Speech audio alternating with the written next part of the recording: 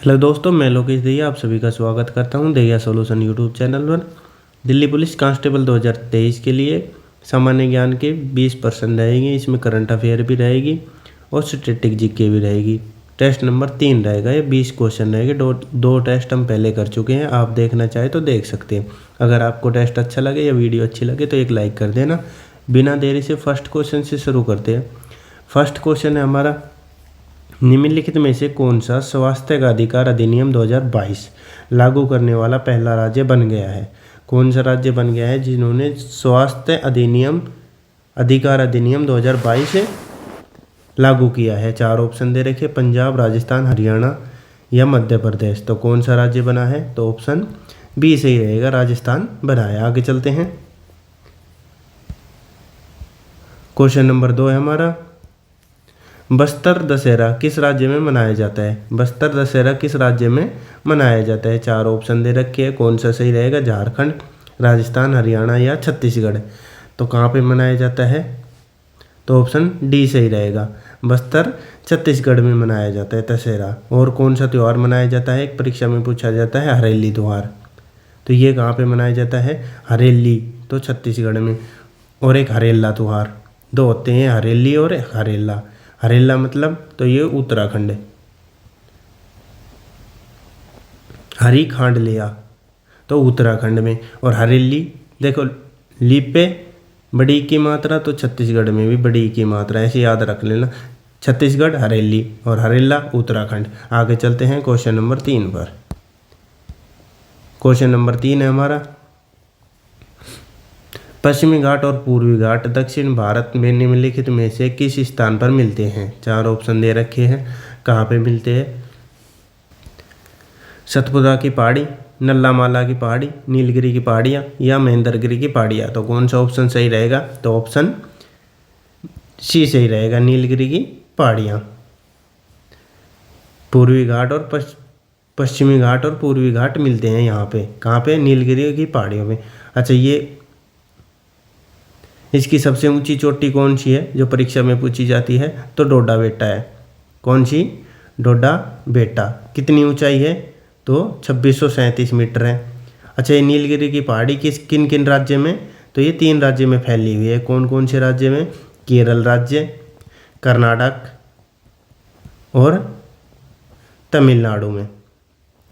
किसमें? तमिलनाडु राज्य में फैली हुई है।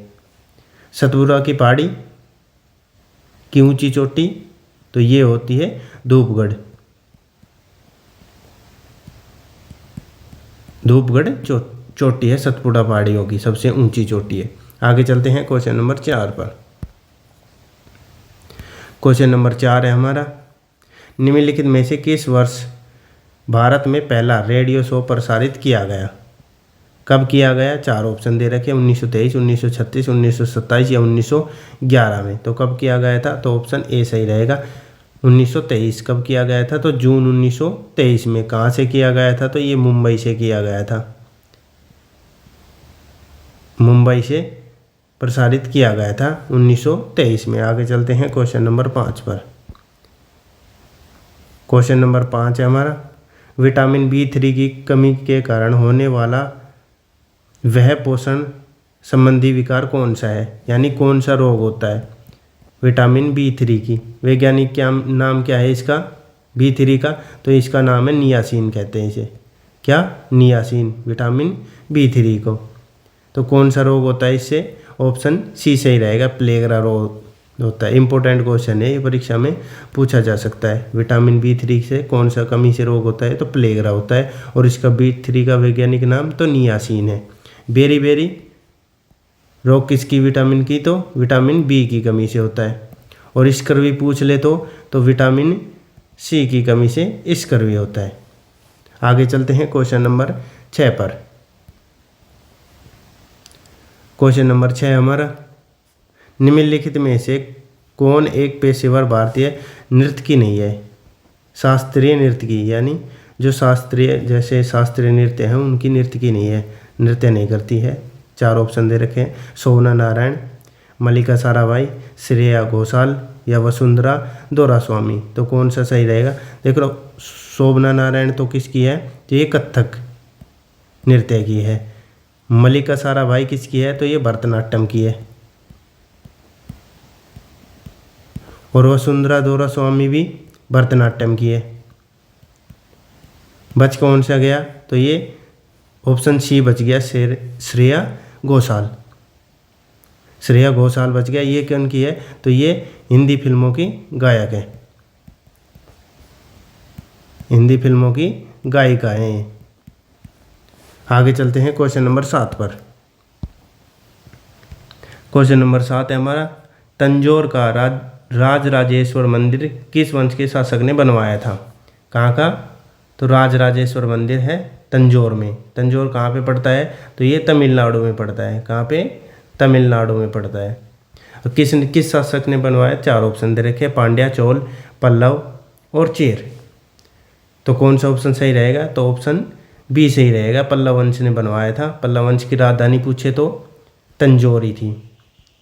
कौन सी, तंजौर या तंजावुर भी परीक्षा में लिखा आ सकता है। पांड्या वंश की राजधानी कौन सी थी, तो मदुरई थी। कौन सी थी, मदुरई थी। पल्लव वंश की पूछे तो आपसे, तो कांचीपुरम थी राजधानी। कौन सी थी, कांचीपुरम। और चेर वंश की राजधानी पूछ लिया आपसे तो क्या थी, वंजी। और एक और परीक्षा में पूछा जाता है राष्ट्रकूट। क्या, राष्ट्रकूट वंश की राजधानी। तो इनकी राजधानी क्या होती थी, इन वन की राजधानी मान्यखेट होती थी। कौन सी, मान्यखेट थी। ये परीक्षा में ज़्यादा पूछा जाता है राष्ट्रकूट वंश की। संस्थापक कौन थे, तो ये दंतीदुर्ग थे, इनके संस्थापक, राष्ट्रकूट वंश के संस्थापक। आगे चलते हैं क्वेश्चन नंबर 8 पर। क्वेश्चन नंबर 8 है, केरल की सबसे लंबी नदी भरतपुजा का दूसरा नाम क्या है। 4 ऑप्शन दे रखे हैं, पोनानी, इतिककारा, कल्लई या अनिरूर। तो कौन सा सही रहेगा, तो ऑप्शन ए सही रहेगा, पोनानी। दूसरा नाम है इसका पोनानी नदी। इसकी लंबाई कितनी है, तो इसकी लंबाई है 805 किलोमीटर। अच्छा, निकलती कहाँ से है, तो निकलती है कर्नाटक से है। कर्नाटक, फिर केरल, फिर तमिलनाडु में होती हुई आगे बढ़ती है। आगे चलते हैं क्वेश्चन नंबर 9 पर। क्वेश्चन नंबर 9 है हमारा, टैकल पॉइंट शब्द का संबंध डैश से है। किससे है, 4 ऑप्शन दे रखे हैं, बेसबॉल, हॉकी, फुटबॉल या कबड्डी। तो टैकल पॉइंट आपको भी पता होगा किससे है, तो ऑप्शन डी से रहेगा, कबड्डी से। आगे चलते हैं क्वेश्चन नंबर 10 पर। क्वेश्चन नंबर 10 है हमारा, मार्च 2023 में निम्नलिखित में से किस महिला हॉकी खिलाड़ी, कौन सी, हॉकी खिलाड़ी का नाम पर एक स्टेडियम बना रखा है। कहाँ पे बना रख गया है, नाम पर रखा गया है। कहाँ पे, तो ये रायबरेली में रखा गया है हॉकी स्टेडियम का नाम इनके नाम पर, तो रायबरेली में रखा गया है। तो कौन सा ऑप्शन सही रहेगा, सुशीला चानू, रानी रामपाल, पूनम रानी, ये नवजोत कौर। तो कौन सा सही रहेगा, तो ऑप्शन बी सही रहेगा, रानी रामपाल। इनका संबंध कहाँ से है, तो ये हरियाणा से है। हरियाणा से कौन सी जगह है, तो ये शाहबाद है। शाहबाद किस जिले में पड़ता है, तो ये कुरुक्षेत्र जिले में पड़ता है। और हॉकी खिलाड़ी है, तो इनके नाम पर एक स्टेडियम का नाम रखा है। वो कहाँ पे है, तो ये वो रायबरेली में स्थित है। आगे चलते हैं क्वेश्चन नंबर 11 पर। क्वेश्चन नंबर 11 है हमारा, मोहिनी अट्टम किस राज्य की नृत्य शैली है। 4 ऑप्शन दे रखे हैं, मोहिनी अट्टम। 4 ऑप्शन दे रखे, पश्चिम बंगाल, महाराष्ट्र, तमिलनाडु या केरल। तो कहाँ की है, तो ऑप्शन डी सही रहेगा, केरल की। और कौन से है, तो कथकली, ये भी केरल की है। महाराष्ट्र का कौन सा नृत्य है जो परीक्षा में पूछा जाता है, तो लावणी नृत्य है। कौन सा, लावणी नृत्य। और इसका पूछे तमिलनाडु का, तो कारगम। ये परीक्षा में पूछे जाते हैं कारगम नृत्य। और ये भरतनाट्यम तो सबको पता ही है।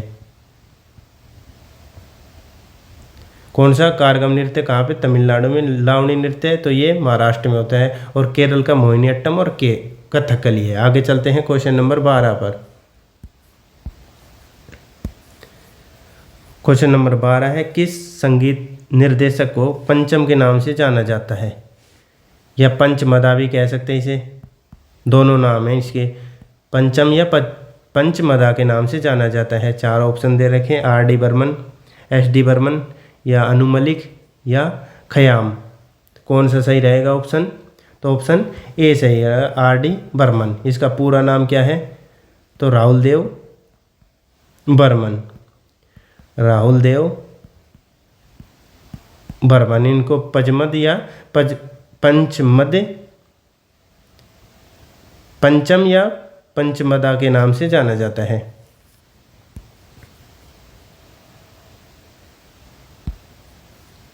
आगे चलते हैं क्वेश्चन नंबर 13 पर। क्वेश्चन नंबर 13 है, भारत ने डैश को हराकर अपना पहला महिला अंडर 19 T20 क्रिकेट विश्व कप 2023 जीता है। इसका आयोजन कहाँ पे हुआ था? तो आयोजन पहले कर लेते हैं, आयोजन कहाँ पे हुआ था? तो ये साउथ अफ्रीका यानी कि दक्षिण अफ्रीका में हुआ था।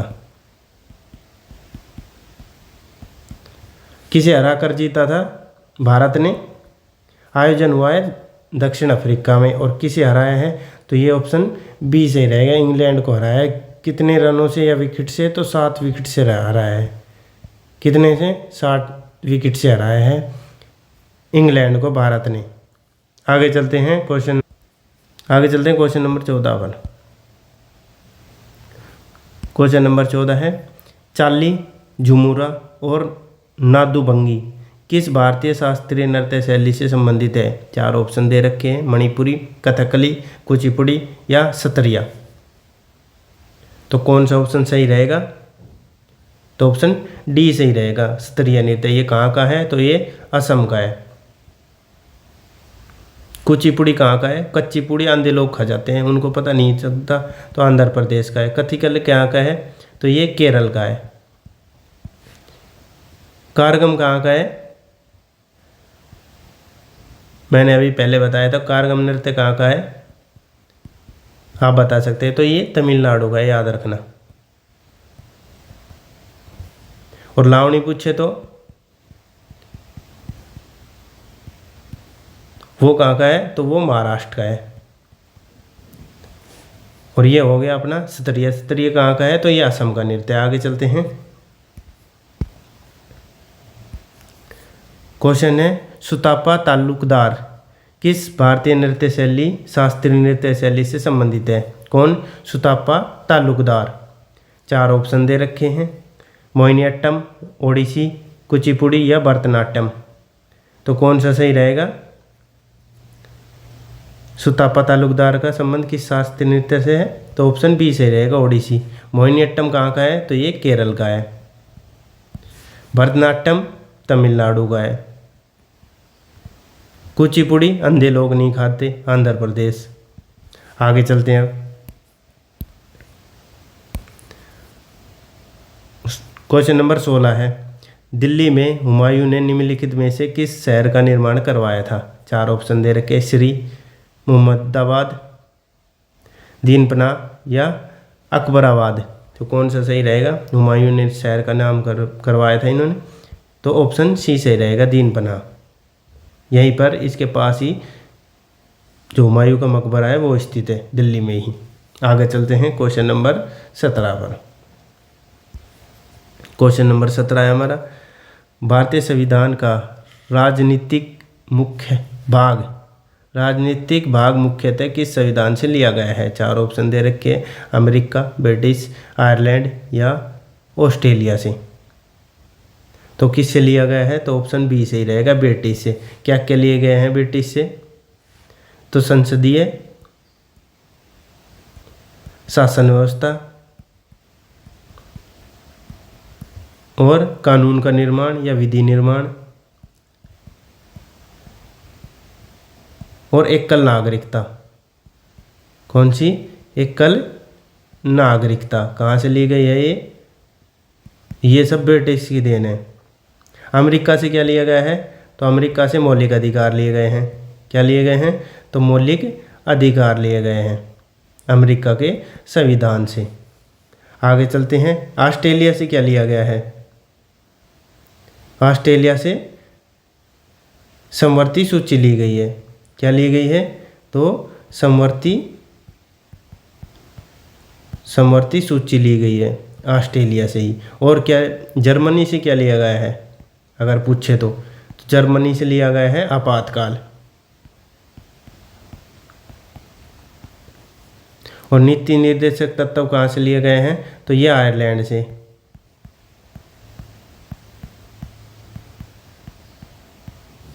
आगे चलते हैं अब क्वेश्चन नंबर 18 पर। क्वेश्चन नंबर 18 है हमारा, भारतीय संविधान का अनुच्छेद 22 निम्नलिखित में से किससे संबंधित है? अनुच्छेद 22 के बारे में पूछ सकता है। तो 4 ऑप्शन दे रखे, जीवन का संरक्षण, शिक्षा के अधिकार, निवारक नज़रबंदी या दैहिक स्वतंत्रता का संरक्षण। तो कौन सा सही रहेगा? तो ऑप्शन सी सही रहेगा, निवारक नज़रबंदी। यानी कि पुलिस हमें गिरफ्तार नहीं कर सकती बिना बताए, कोई वजह बिना बताए गिरफ्तार नहीं रख सकती। तो गिरफ्तारी करेगी तो वजह बतानी पड़ेगी, वो अनुच्छेद 22 में वर्णन है। आगे चलते हैं क्वेश्चन नंबर 19 पर। क्वेश्चन नंबर 19 है, मौद्रिक भ्रम की अवधारणा सर्वप्रथम किसने दी थी? 4 ऑप्शन दे रखे हैं, J.S. Keynes, Robertson, Irving Fisher या एडम स्मिथ ने। तो कौन सा ऑप्शन सही रहेगा? मौद्रिक भ्रम की अवधारणा सबसे पहले किसने दी थी? तो कौन सा ऑप्शन सही रहेगा? ऑप्शन सी सही रहेगा, इरविंग फिशर ने दी थी। ये सबसे पहले अमेरिकी अर्थशास्त्री थे। ये कौन थे? तो अमेरिकी अर्थशास्त्री थे। कौन? Irving Fisher. आगे चलते हैं, लास्ट क्वेश्चन है हमारा क्वेश्चन नंबर 20। क्वेश्चन नंबर 20 है, 2 अक्टूबर को डैश के रूप में मनाया जाता है। ये आपको कमेंट करना है इसका आंसर। 4 ऑप्शन दे रखे हैं, अंतर्राष्ट्रीय शिक्षक दिवस, विश्व वन्यजीव दिवस और विश्व सामाजिक न्याय दिवस या अंतर्राष्ट्रीय अहिंसा दिवस। तो आपको ये आंसर कमेंट करना है। आगे चलते हैं, ये थे हमारी वीडियो कैसी लगी? अगर वीडियो अच्छी लगी तो एक लाइक करना, चैनल को सब्सक्राइब कर लेना और धन्यवाद। आपका दिन शुभ हो।